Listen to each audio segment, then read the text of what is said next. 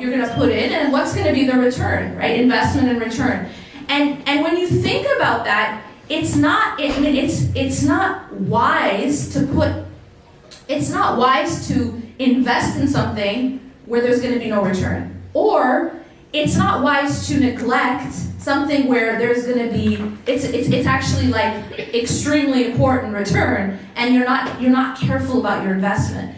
And what's happening here is that we sort of live our lives in a way it's not very logical, because we put a lot of investment in temporary things and we neglect things which are eternal.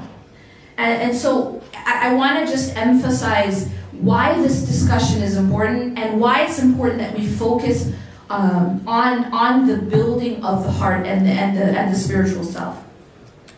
So what are we told in the Quran about the heart? Well, one of the lessons that we're taught in the Quran about the heart is that when we return back to our Creator, what's going to benefit and what's going to matter isn't going to be the money that we made. It's not going to be how we looked, how our body looked like. It's not going to be how many followers we had on social media. It's going to be one thing, and that is Allah subhanahu wa ta'ala tells us, يَوْمَ لَا يَنْفَعُ مَالٌ وَلَا بَنُونَ إِلَّا مَنْ أَتَى اللَّهَ بِقَلْبٍ سَلِيمٍ. So when Allah talks about going back to the Creator, and He says, there's this really beautiful dua of Ibrahim alayhi salam, Prophet Abraham, and he says, وَلَا تُخْزِنِي يَوْمَ يُبْعَثُونَ. He says, do not disgrace me on the day when everyone is going to be brought back. And on that day, يَوْمَ لَا يَنْفَعُ مَالٌ وَلَا بَنُونَ, the day when nothing will benefit anyone, of wealth or children.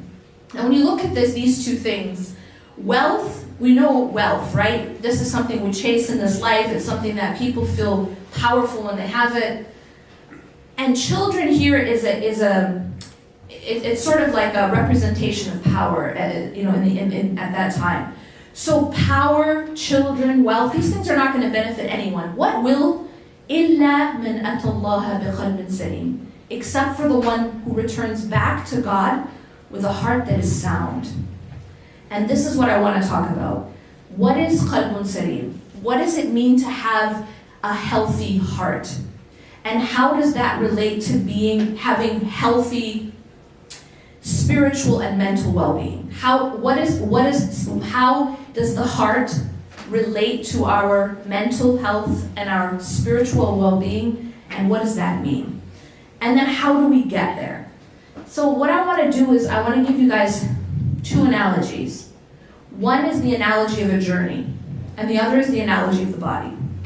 So the first one is the analogy of a journey. When you guys are going on a trip, there's a few things that you need in that journey. So we've already kind of talked about the fact that we are on a journey, and it's a spiritual journey. It's a journey of our hearts back to our Creator. It's a journey of our soul. So on this journey, what do we need to be successful? Well, the first thing is when you're going somewhere, you need to know where you're going. How do you know which way to turn? How do you know which way to go? What do we typically use? GPS, right? We can't live without it. That is guidance. See, if I don't have guidance, if I don't have the address and I don't have someone or a map telling me, if I don't have my GPS or a map telling me which way to turn, I'm going to get lost. Yes or no? Absolutely.